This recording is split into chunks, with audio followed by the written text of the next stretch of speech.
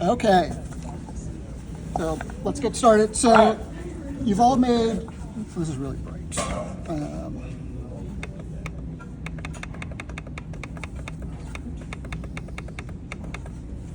Okay, so this is about the size of the sample model you're going to make today, about 4 by 4 by 2, and this should look like any model you guys have made before. Pieces of, in this case, mat board make up the cube, and then a stick connected to it. But even when things are lined up cleanly, you can still see it as different surfaces, different elements. And the idea is to make something more like this, where all of the elements are exactly the same. The same finish, there are no seams, and it all blends together, right? Like you can't tell, for example, that this is chipboard versus the basswood stick. And that is what we are going to do. So we're going to introduce some new materials and techniques to help us get that. The first thing is that craft goes a long way. Spending a little extra time to get everything as lined up and smooth and flat as possible will save you time later, rather than trying to sand and spackle and cover it all. It will actually save you time. So you'll notice there are no little fuzzy bits, there are no chips or fly-offs. The surface of this aligns as close as possible to the edge of this. That makes it all much easier to work with. Okay. But sometimes, here's another example, when you're trying to align, you may still get a little bit of a misalignment. And one thing you can do is to sand. And we have some sandpaper for you. If you look at the back of a piece of sandpaper, there's a number. The lower the number, the rougher it is. The rougher it is, the more material it will remove each time you use it, but you'll get a rougher finish. So typically you start with a lower number, remove material, and then to where it's pretty close, then you go to a higher number, smooth out all those rough spots, and a higher number, higher and higher, higher, until it's all smooth and smooth. So this is 120, I think we have some 150. One thing to avoid, you'll see people just hold sandpaper like this and then just start going at it. When you do this, the surface you're sanding with is going to conform to the shape underneath. So you're going to get these kind of, in this case, 2 lumps where my fingers are. So you're not going to get a flat surface.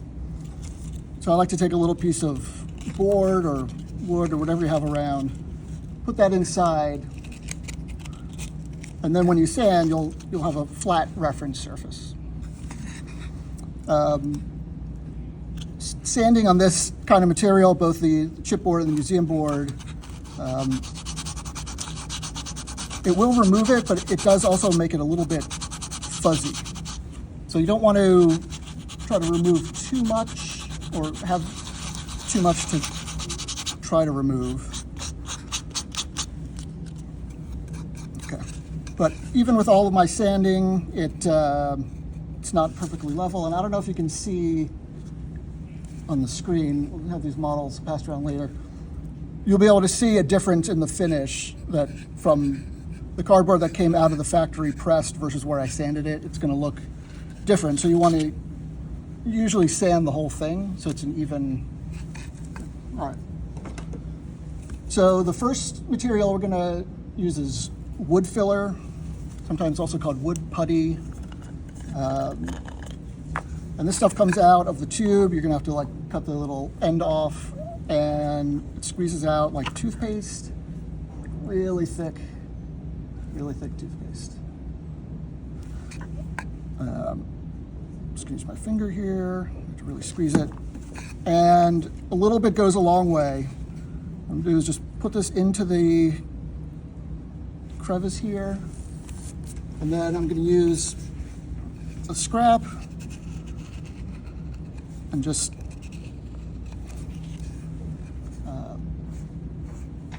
level it off. So I know it's a little hard to see from there, but now the surface here will continue with this putty up, and so this should all look perfectly level. All right, so we're going to set this aside to dry for a moment. You want to put the cap back on because this stuff dries pretty quickly.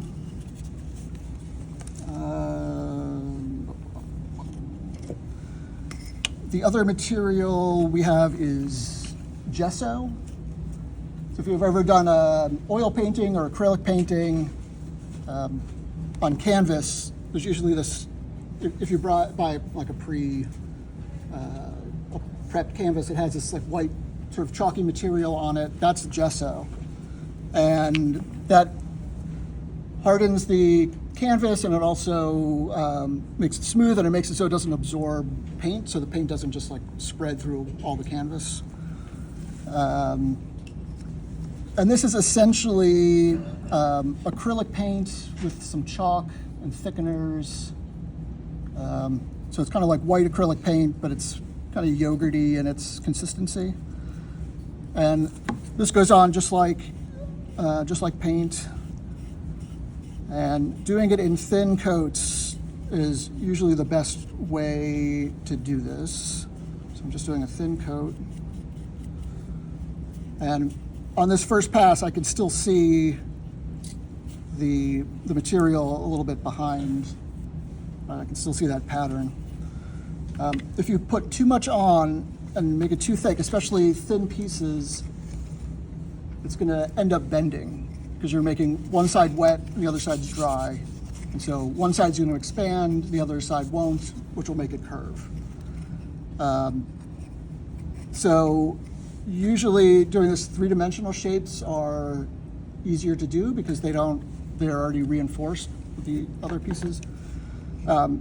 If you do something like this and just want to do one side, you want to usually get the other side a little bit wet. This is just a damp paper towel. And then as this dries, they're like both wet at the same time, they'll both dry at the same time. Okay. So the nice thing is that this will make all of the material the same overall color. But I have two here. So this is made with white museum board, and this is made with the this brownish chipboard. This one, the white museum board, looks more consistently white. This has, you can see it. With the same amount of coats, you can still kind of see the grayish brown coming through a little bit. So this is cheaper in materials because it's the chipboard, but it's more expensive in labor because you have to put another coat or two on this to try to get the same effect as if you started with a white background.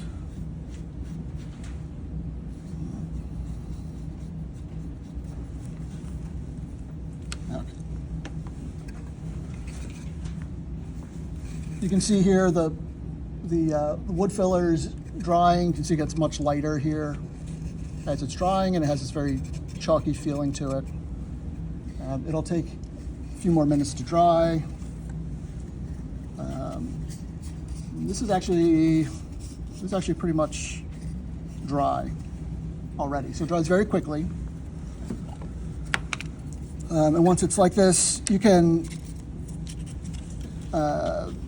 sometimes you can hit it with the sandpaper, which will give it a little bit of tooth, a little bit of surface texture to take the next coat if you want, and then you apply the next coat. And you can see it's already starting to cover up the material beneath. I like to use the foam brushes.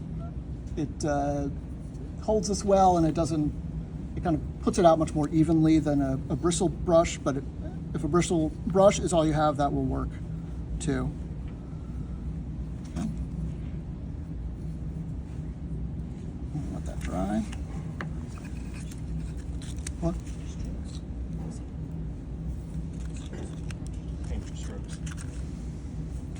You have to pull that.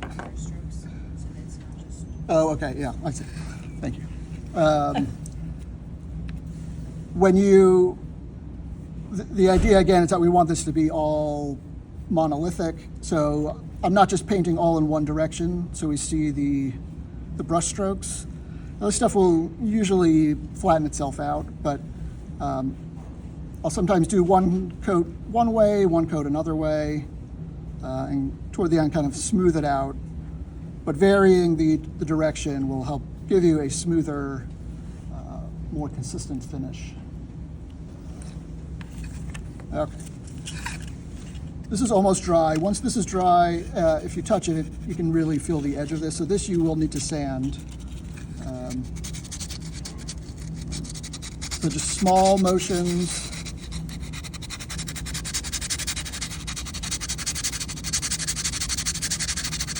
Across here, and then I might move to a smoother sandpaper. And now this is all even. Right? This is all the same surface. So now I can take my gesso and cover over that, and it should be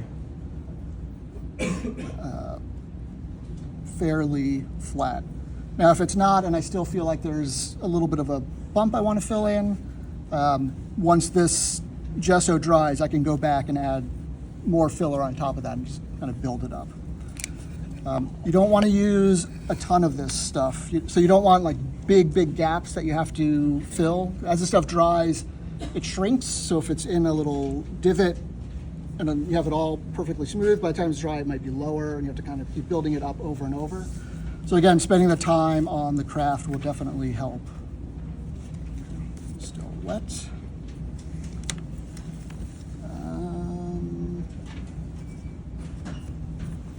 Questions?